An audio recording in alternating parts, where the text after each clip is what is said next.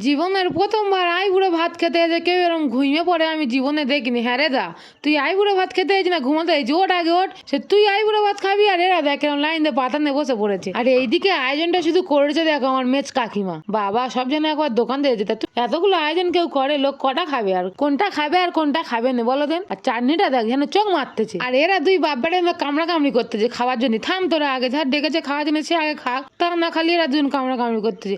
আর একজন ঘোমটাতে দেখ না কেরম আসছে বউসেছে সজ্জা, খালি ক্যামেরার সামনে তো গুলোচ্ছে সরু সরু বগের মতো ঠ্যাং নেই। যার আইবুড়ো ভাত খাওয়াবে সেই সবে উঠে আসছে, ওই দেয় কেরম মুড়ি মাড়িতে ঝামড়িছে যা আসতে দেয় যেন শীতের জাল লেগেছে। সার খল। এদিকে আমার দিদা দেখ ভাত ফাত না দে আগে দই দিচ্ছে, কি জ্বালাতন। দই কি অম্বল হলে তখন আর ভাত পান্তাগুলো খেতে পারবি না, সেই ছকে আছিস নাকি তাকে জান। ও মা, আইবুড়ো ভাত খাওয়াচ্ছে আর গেঞ্জি ফেঞ্জি কিচ্ছু দেয় না, সব জিনিস ধরে ধরে দিচ্ছে। এই গেঞ্জিটা নিয়ে আয় তো কচি যা। আর কচিটা দেয় দাদার একটা গেঞ্জি দিচ্ছে, কোলের ওপর ছুঁড়ে দিচ্ছে। ক্যান্ডে হাতে দিতে পারিস না তুই? এই শিখতেছিস, বড় হচ্ছিস যত তাড়াতাড়ি নে। তো সেই গেঞ্জি পরতে পরতে রাত খাবার হয়ে যায়, কখন খাবো আর কখন বাড়ি যাবো।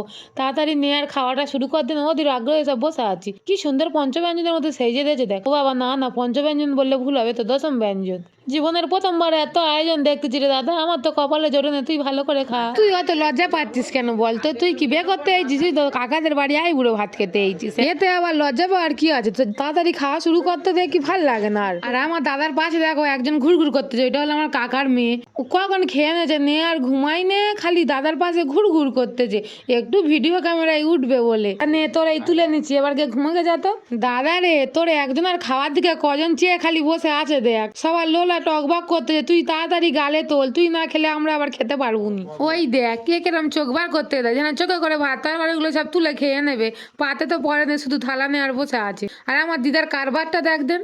হ্যাঁ রে, খাওয়া থেমে মাছ পাতে গালে দই মিষ্টি দিতে হয়েছে। কেন রে, আগে দিতে পারিস নি? সাইডে আমাদের হাঁড়ি খাগিটার গালে একটু দিয়ে কখন থেকে জেগে বসে আছে বেচারি। ওই দেয়া গালে মিষ্টি দিয়ে হয় না, আবার এক সময় দই না দিচ্ছে, তার গাল দেয়। সে সেদিকে গাল নাড়তে পারে না রে, এদিকে দই দেওয়ার জন্য অস্থির হয়েছে। এদিকে একজন কিচ্ছু পায় না, শুধু দইয়ের ভাঁড় নেওয়া চাটতেছে। বাবা অনেকক্ষণ পরে পেলেস পেয়েছি, গোটা দিয়ে ভাত খেয়ে আর বাড়ি চলে যায়।